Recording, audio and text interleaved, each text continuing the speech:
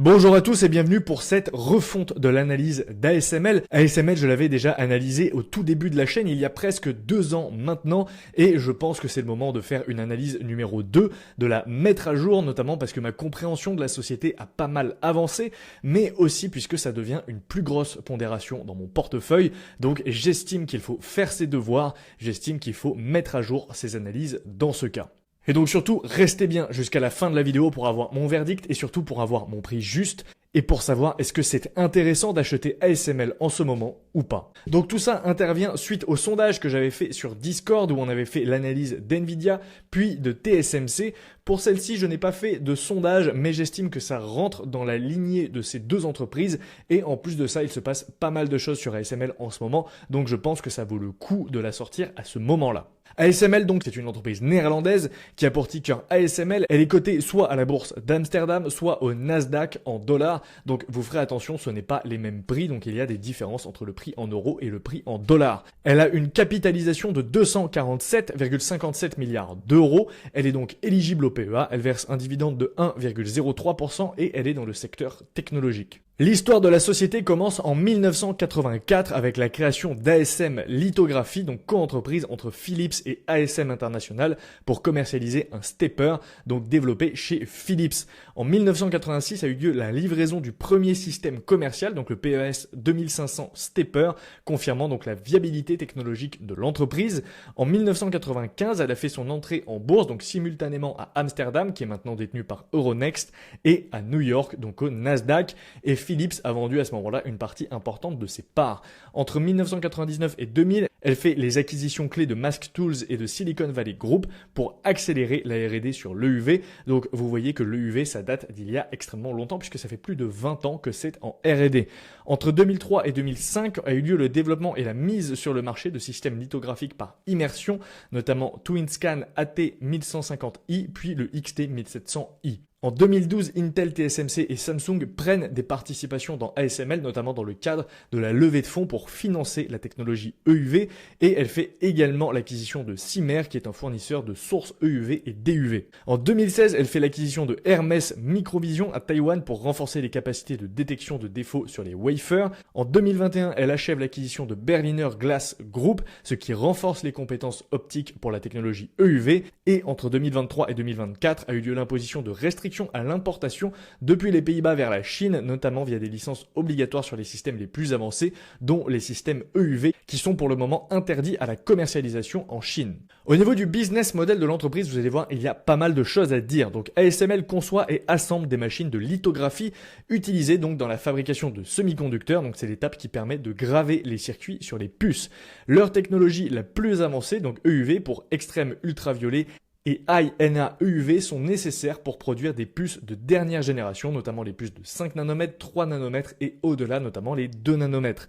ASML n'industrialise pas en interne puisqu'elle externalise la fabrication de la majorité des composants de ses machines, notamment on a Zeiss qui fournit les optiques et ASML ensuite reçoit les composants et les assemble dans ses propres usines. Ce modèle limite donc les coûts fixes et offre une meilleure flexibilité en cas de cycle baissier sur les semi-conducteurs. TSMC, Samsung et Intel sont les 3 plus gros clients d'ASML et ces entreprises ont construit leurs usines autour des technologies EUV d'ASML.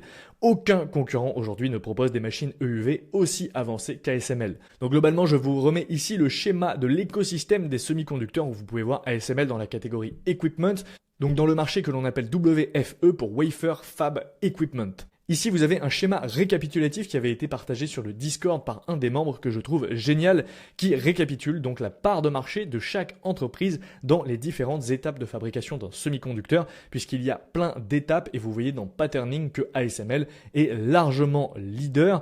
Et ensuite, vous voyez également Applied Materials qui est présente dans plein d'autres segments, notamment Thinning et CMP, Deposition, Dry Etch, Ion Implanter et Metrology Inspection. Au niveau des activités d'ASML, on a la vente de machines qui représente 72% et la vente de services qui représente à peu près 27% des ventes. Ça, c'était au deuxième trimestre 2025. Et vous avez la répartition par région, donc avec Taïwan qui représente 35% des ventes. Donc globalement, TSMC, la Chine 27%, la Corée du Sud 19%, donc la Corée du Sud globalement c'est Samsung, les USA 10%, donc c'est Intel, le Japon 5% et l'Europe, Moyen-Orient, Afrique 2%. Et on a également 2% dans le reste de l'Asie. Ici, je vous mets un schéma récapitulatif de l'étape de fabrication des semi-conducteurs. Donc, vous voyez la lithographie qui intervient en troisième étape. La lithographie qui est donc un motif créé sur de la photorésine à l'aide d'ultraviolets. Et donc, du coup, justement, pour comprendre ASML, il faut comprendre la lithographie EUV, donc extrême ultraviolet. C'est une technologie de gravure sur des wafers de silicium qui est utilisée pour fabriquer donc des puces électroniques. Elle consiste à projeter de la lumière sur un masque, donc le plan du circuit, pour imprimer un motif microscopique sur le wafer. Les transistors sont tellement petits, donc 3 nanomètres à 2 nanomètres, qu'on a besoin d'une lumière extrêmement fine pour les dessiner précisément, en sachant que les machines DUV, donc les prédécesseurs des EUV, donc Deep Ultraviolet, actuelles utilisent de la lumière d'à peu près 193 nanomètres de longueur d'onde, et l'EUV utilise de la lumière de 13,5 nanomètres, donc 14 fois plus fine, donc on peut graver plus petit, plus dense et plus précis, ce qui améliore du coup la puissance des puces in fine. Et donc il faut comprendre également pourquoi est-ce que c'est si dur de faire de l'ultraviolet pour comprendre l'avantage compétitif d'ASML. La lumière extrême ultraviolet n'existe pas naturellement. ASML doit tirer des lasers sur des gouttes d'étain, ce qui crée un plasma qui émet une lumière EUV pendant une fraction de seconde. À 13,5 nanomètres, la lumière ne passe plus dans du verre, donc ASML utilise des miroirs spéciaux ultra plats qui sont donc fabriqués par Zeiss avec une précision atomique. Et l'EUV ne traverse pas l'air, donc c'est-à-dire que toute la machine qui pèse à peu près 180 tonnes fonctionne dans le vide total et la moindre erreur d'alignement ruine la gravure et des systèmes de mesure nanométriques en temps réel sont requis donc pour ajuster la lumière. Donc faire un prototype c'est une chose, mais produire 100 machines fiables par an c'est carrément un autre niveau. Et donc c'est pour ça qu'il n'y a aucun concurrent à ASML, puisque ASML a plus de 15 ans d'avance et plus de 30 milliards d'euros d'investis. Il n'y a aucun concurrent puisque Canon et Nikon n'investissent pas autant et surtout n'investissent pas avec autant de persistance. Ils ont un écosystème fermé et exclusif puisque Zeiss et Trump F qui fournissent les lasers CO2 sont des partenaires exclusifs d'ASML. Ils ont des centaines de brevets qui couvrent chaque étape et même un acteur comme Intel ou TSMC ne peut pas reproduire la chaîne sans ASML. Ils ont également la confiance des clients puisque TSMC, Samsung et Intel ont structuré leurs usines autour des machines EUV d'ASML. La concurrence chinoise en lithographie EUV est aujourd'hui très limitée, voire carrément inexistante à court terme. Et les technologies LPD, donc Laser Proximity Deposition ou assimilées que Huawei prétend développer, ne sont pas une alternative crédible à ASML à court terme. Et c'est théorique, c'est surtout pas encore prouvé au niveau industriel. Et les travaux de Huawei relèvent davantage de la recherche stratégique à long terme, voire de la communication politique pour afficher une volonté d'indépendance technologique que de réelles menaces pour ASML. Est-ce que le management de l'entreprise est compétent? Au niveau des principaux dirigeants, on retrouve Christophe Fouquet qui dirige ASML depuis avril 2024, après plus de 14 ans dans l'entreprise où il a occupé divers postes clés dans le développement produit, notamment dans l'EUV, et a joué un rôle central dans la stratégie technologique de l'entreprise. On a Roger Dassen qui est le CFO d'ASML depuis 2018, il est l'ancien Chief Global Economist de Deloitte et il apporte une expertise pointue en finance d'entreprise et en conformité réglementaire à l'échelle mondiale. On a également Frédéric Schneider-Monouri qui est Chief Operating Officer depuis 2010. Il supervise les opérations industrielles et la chaîne logistique d'ASML. On a Wayne Allan qui est responsable de la stratégie d'approvisionnement et de la résilience de la chaîne de valeur mondiale d'ASML. Et on a Jim Kuhnman qui dirige la division application, donc en charge des logiciels de métrologie et de contrôle de processus. Au niveau des principaux actionnaires, on a beaucoup d'institutionnels, on n'a pas forcément de skin in the game, mais on a eu Intel, TSMC et Samsung qui ont financé ASML en 2012 pour le développement de l'EUV. Il faut faire un petit point du coup sur Christophe Fouquet qui est le CEO, donc il est diplômé de l'école centrale Paris et il a également obtenu un MBA à l'INSEAD, ce qui renforce sa double compétence technique et managériale. Il débute sa carrière dans l'industrie des semi-conducteurs au sein de CEA Leti, qui est un centre de recherche français en microélectronique, puis il a rejoint Applied Materials. En 2008, il rejoint ASML où il occupe le poste de directeur du marketing produit.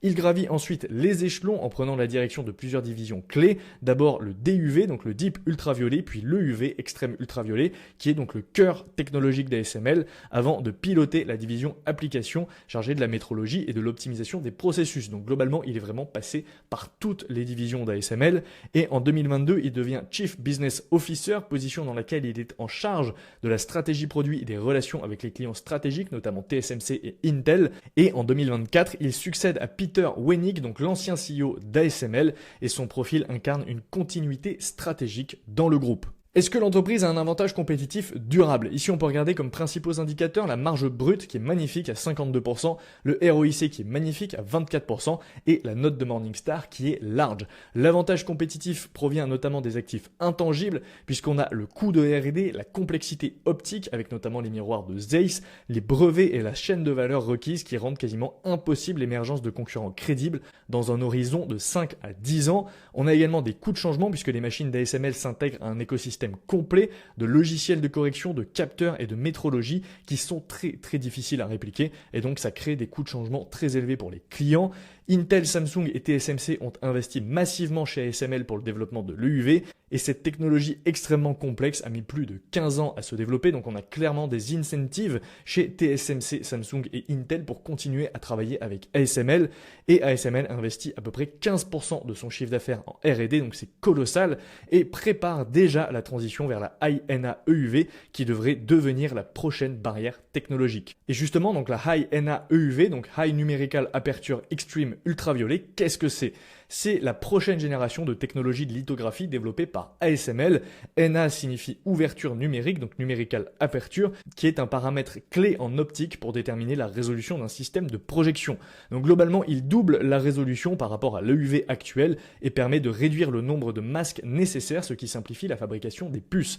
Cette technologie sera cruciale pour les nœuds futurs, notamment les nœuds de 1,8 nanomètres et de 1,4 nanomètres, qui sont utilisés dans les puces IA, les data centers et le high performance computing.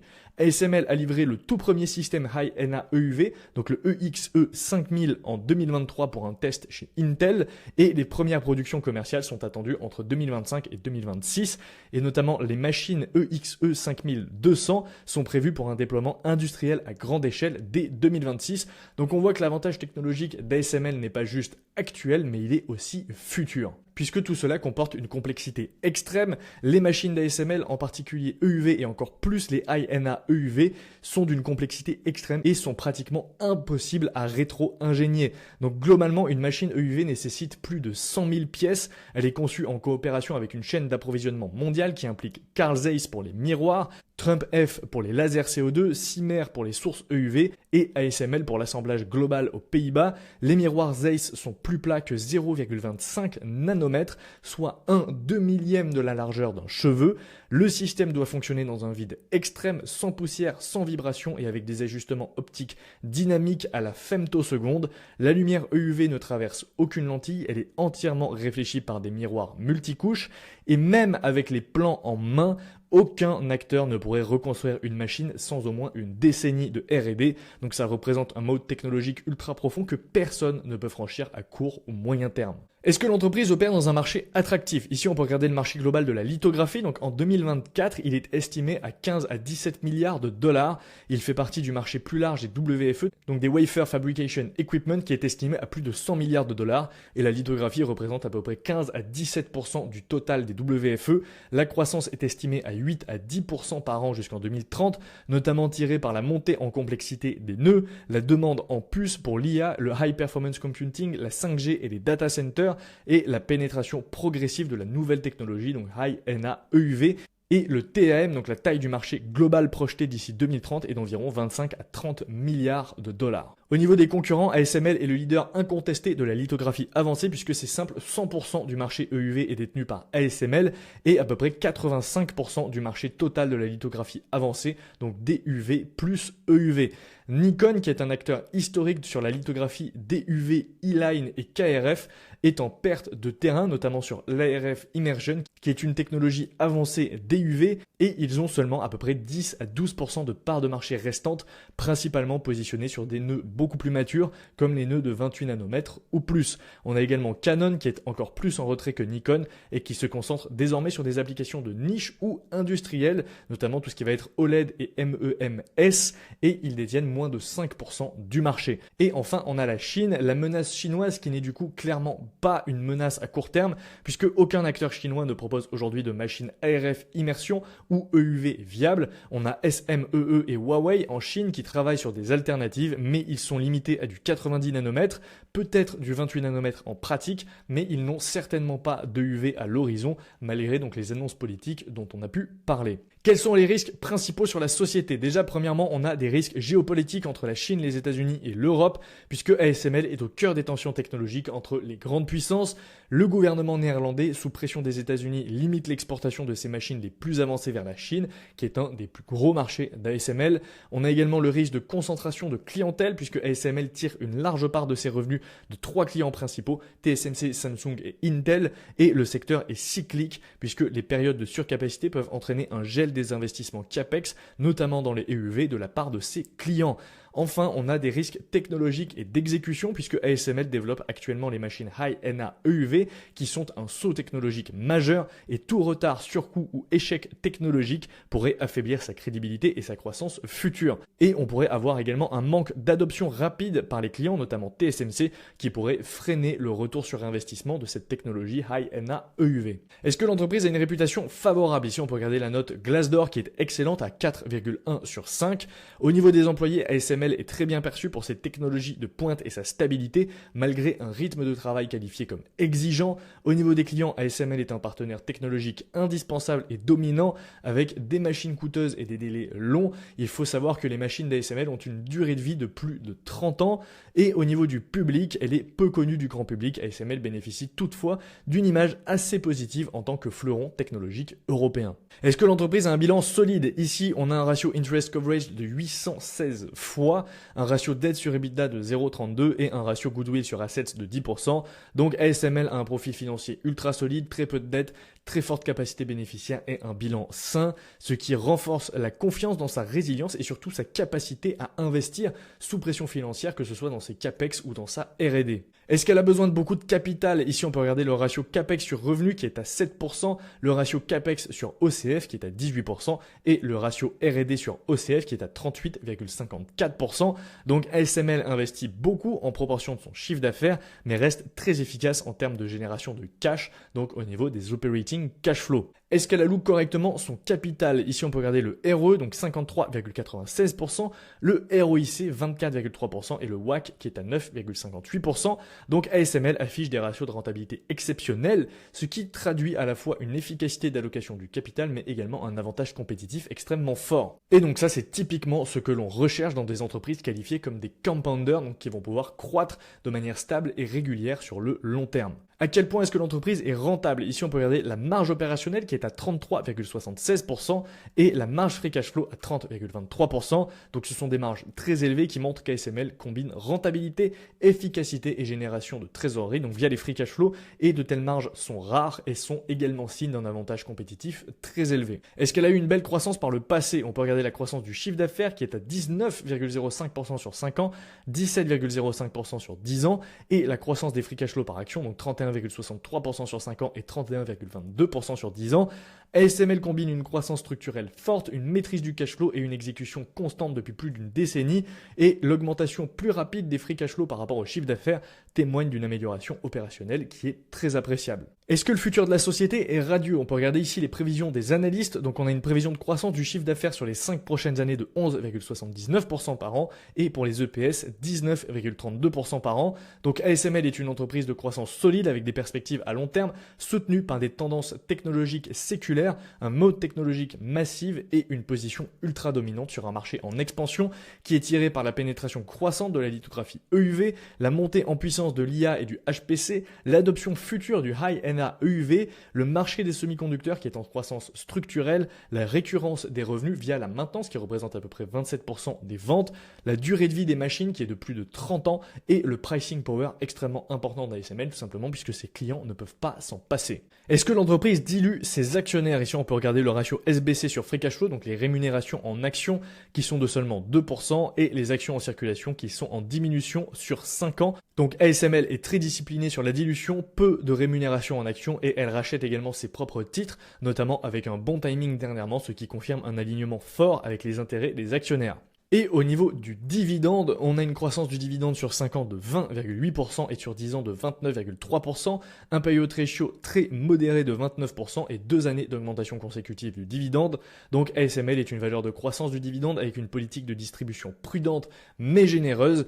Et par contre, l'historique d'augmentation continue est encore trop court pour considérer le dividende comme ultra prévisible. Et de manière générale, c'est assez rare d'avoir un dividende en constante augmentation sur des sociétés européennes. Est-ce que l'entreprise a créé beaucoup de valeur pour ses actionnaires? Ici, on peut regarder la croissance du cours de bourse en euros. Donc sur 5 ans, on est à plus 16,35% et sur 10 ans, plus 22,71%.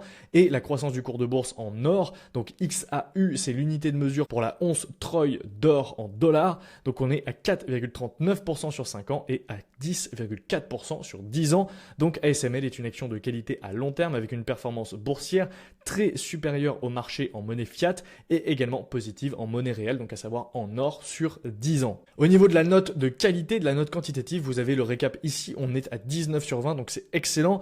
Et vous avez également le récap des réponses à la checklist que je vous mets ici, qui nous offre donc une note de 6,25 sur 10. Et juste avant de conclure, donc petit tour sur l'application IQ Invest pour voir la valorisation de la société. Donc vous avez bien évidemment le lien en description. On va aller voir ici ASML et je vous rappelle bien évidemment que tous les ratios, en tout cas tous les graphiques, tous les screenshots que vous voyez dans la présentation proviennent de l'application. Vous avez absolument toutes les données que vous voulez dedans.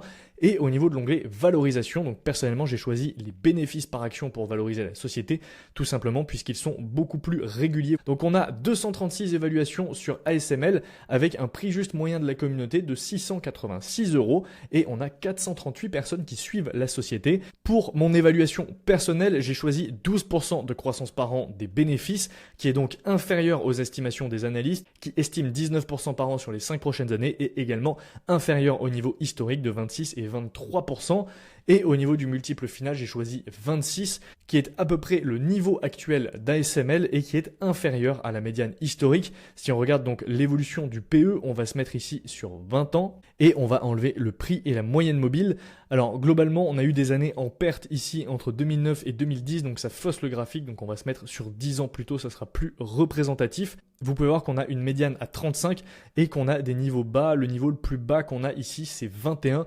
Donc l'entreprise n'a globalement jamais dépassé les 20, enfin n'a jamais été en dessous des 20 avec les niveaux au plus haut qui étaient à 64. Donc personnellement, 26 me paraît être une hypothèse tout à fait conservatrice. Donc 12,26 avec un rendement cible 12% par an, on obtient un prix juste de 654 €, soit un rendement au prix actuel de 12,88% par an, mais en sachant selon moi qu'on pourrait être beaucoup plus agressif sur les prévisions, notamment en mettant un multiple final estimé par exemple à 30 et une croissance estimée à 14, et du coup on obtiendrait un prix juste de 824 €. Donc l'entreprise serait globalement extrêmement sous-évaluée aujourd'hui, mais vous connaissez le dicton, il vaut mieux être conservateur.